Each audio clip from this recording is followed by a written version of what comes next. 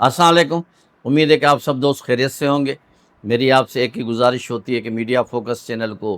Subscribe کریں، bell icon کو دبائیں، اور اچھا لگے تو اس کو لائک کریں اور شیئر کریں، یہی میری کامیابی ہے۔ پاکستان کی تاریخ میں آج کا دن بہت ہی اہم دن میں شمار ہوگا۔ آج پاکستان کو اللہ پاک نے ایک ایسا موقع فراہم کیا ہے، بلکہ گزشتہ ایک ہفتے سے پاکستان کا نام دنیا کی نیشنل اور انٹرنیشنل پریس میں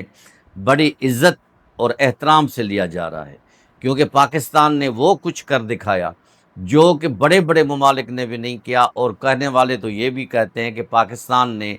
جو تھرڈ ورلڈ کی جو وار ہے، جو تیسری جنگ عظیم جو ہونے والی تھی، اس کو روکنے میں اہم کردار ادا کیا۔ یعنی امریکہ نے تو باقاعدہ الٹیمیٹم دے چکا تھا، یہ بات تو آپ کو پریس میں اور کئی اور لوگوں نے بھی بتائی ہوگی۔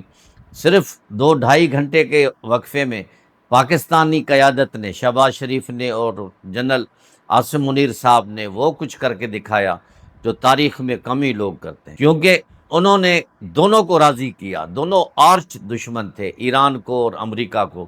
اور اس میں کوئی شک نہیں کہ چائنا نے بھی ان کی مدد کی، چائنا نے بھی بہت ہی بڑا پارٹ پلے کیا، اور آخر ان دونوں کو پاکستان نے راضی کیا، ایران کو اور امریکہ کو، کہ وہ 10 تاریخ کو یعنی آج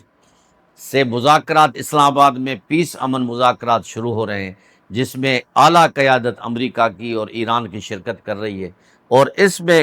ٹیبل پہ وہ سب دوست بیٹھیں گے، اور امید کی جا سکتی ہے کہ انشاءاللہ اس پہ کچھ نہ کچھ وہ کر کے اٹھیں گے، کچھ نہ کچھ ٹھاہ جو ہوگا، ایگریمنٹ جو ہوگا، وہ انشاءاللہ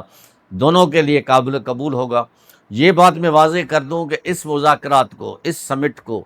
یا اس سفارتکاری کو ناکام کرنے میں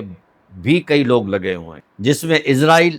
ناخوش ہے، وہ نہیں چاہتا کہ اس قسم کے مذاکرات ہوں، جس کا آپ نے دیکھ لیا کہ پاکستانی پرائم منسٹر شہباز شریف نے لبنان کو بھی اس ایگریمنٹ میں شامل کیا تھا، لیکن وہ مکر گیا، اور اس نے اتنی خطرناک اور اندھا دھند بمباری کر دی بیروت پہ اور لبنان پہ، جس کی مثال کم ملتی ہے۔ تو اس کے بعد پھر انڈیا کو بھی دل نہیں چاہ رہا تھا کہ وہ پاکستان کو اتنا اعزاز ملے، انڈیا بھی جو ہے اسرائیل کے ساتھ مل کے کوئی ایسی گیم کھیل رہا تھا کہ امریکہ پہ پریشر ڈالے۔ تو خیر، یہ سب سازشیں اپنی جگہ پہ، لیکن کچھ اریٹیٹ کرنے کے لیے ایران کو کافی کوشش کی گئی، کچھ ایسے بیانات بھی دیے گئے اور دلوائے گئے، لیکن اس کے باوجود پاکستان کی انہوں نے مان رکھی دونوں ممالک نے۔ اب انشاءاللہ وہ آ رہے ہیں، بلکہ آ چکے ہوں گے، اور وہ مذاکرات کریں گے، بات چیت کریں گے، کچھ لو کچھ دو کے تحت کچھ نہ کچھ تو ہوگا۔ اور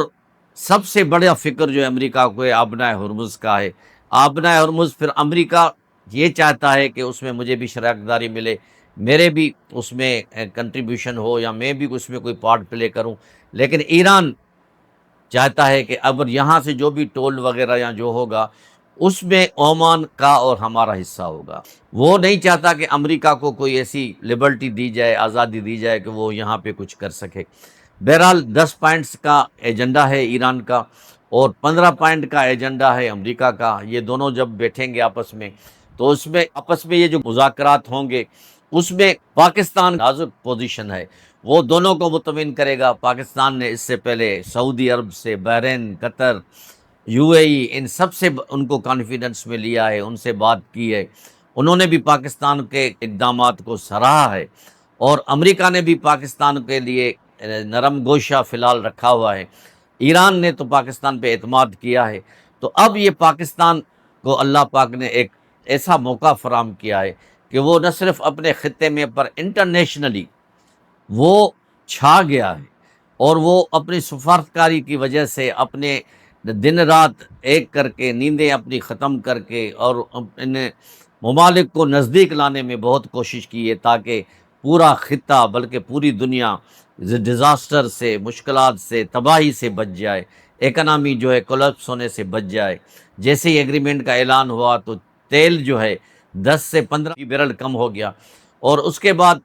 ابھی بھی تیل جو ہے $100 سے کم پہ ہے۔ اگر یہ معاہدہ ہو جاتا ہے، جو کہ انشاءاللہ امید ہے لوگوں کو کہ ہوگا،